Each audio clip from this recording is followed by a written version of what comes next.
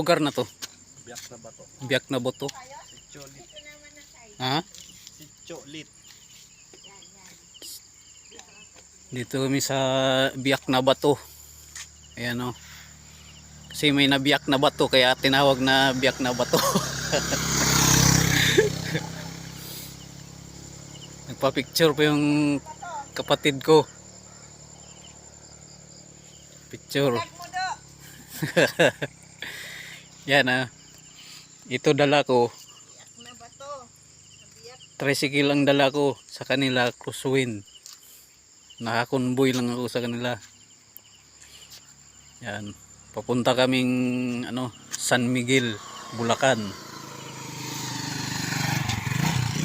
Galing kami ng San Jose del Monte, Bulacan, papuntang San Miguel, Bulacan.